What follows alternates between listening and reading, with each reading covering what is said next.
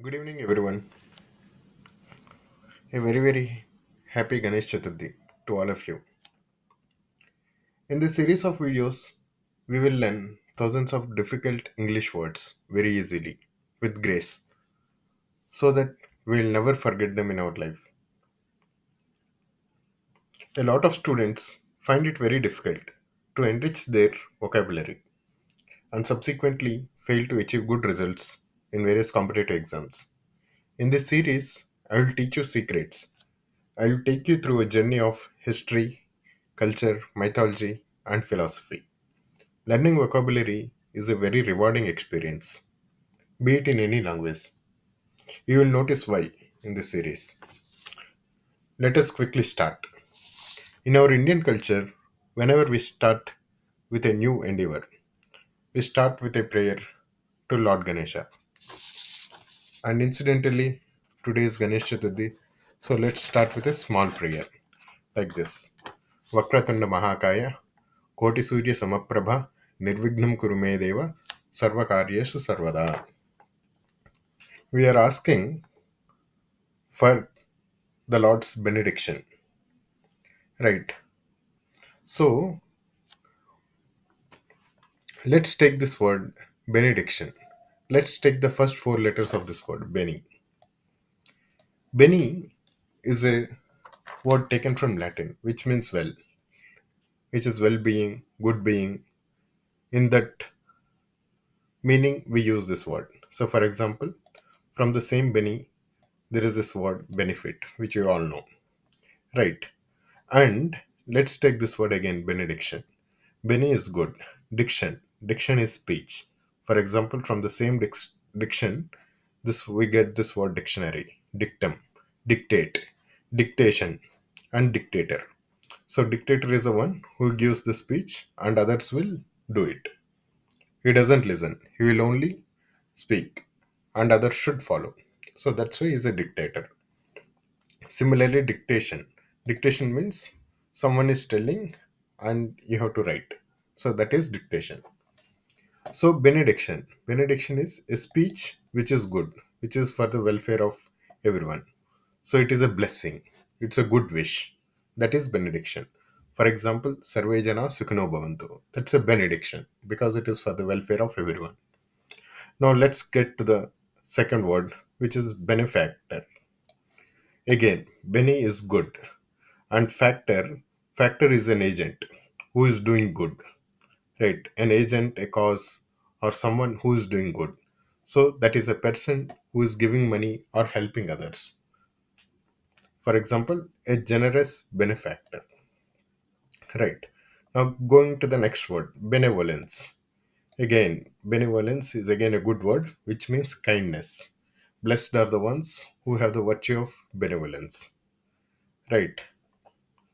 Then another word which is beneficiary.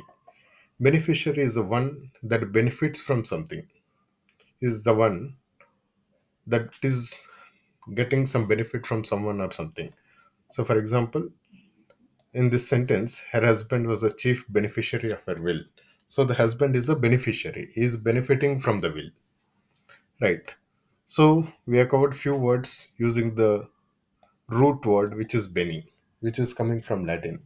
Now, let's go to another root word which is am, which is again in Latin, which means to love, right? So, Cupid is the love god. He is also called Amor, and because his name is Amor and because he is love god, this root has formed from his name, that is Am, because he is god of love. Right. Now you can see some similarity in Sanskrit also. Amar in Sanskrit means god.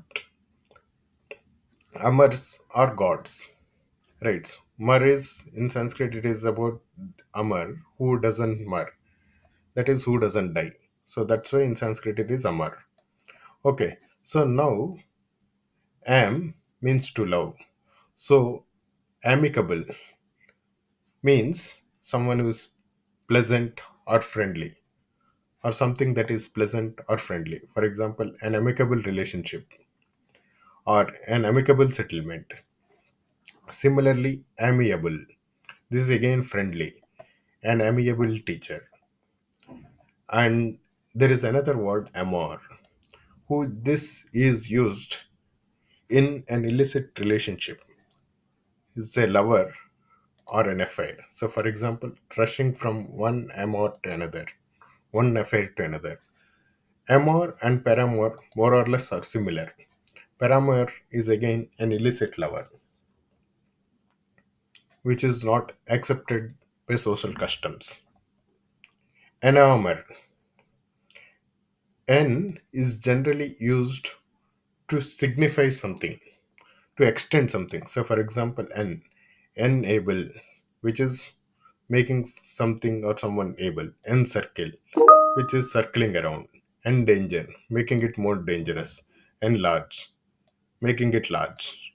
Entrust, giving the trust. Enforce, putting the force. Right. So this enhances the meaning. So enamor, it is creating more love, which is creating a lot of fascination. Right. So enamor, this word is generally used with of or with. So for example, enamored with a lady, enamored of books. So we should not say enamored by books. It should be of or with. Please note the importance of these propositions. Right. Just like n is used to enhance things, you can see in. In is generally used for negative, to derive negative meanings of the word. So, for example, inconsistent, incurable, incomplete, incorrect, indifferent, invisible. So, inconsistent is opposite of consistent. Incurable is opposite of curable. Incomplete is opposite of complete. Indifferent. This is a good word. Indifference, depending on the usage, indifferent. Right. So this word can be used in both positive frame of mind as well as negative connotation also. Now this in plus amicable or in plus ami. Right. Ami denotes love. In is a negative of it. In ami. This has become enemy. So that is how this word enemy is also derived. Enemy has also got a part of this this love.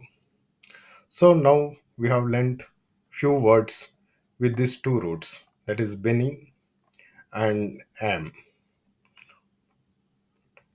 We will take up more roots and learn more words. Hope you all have understood this. Thank you.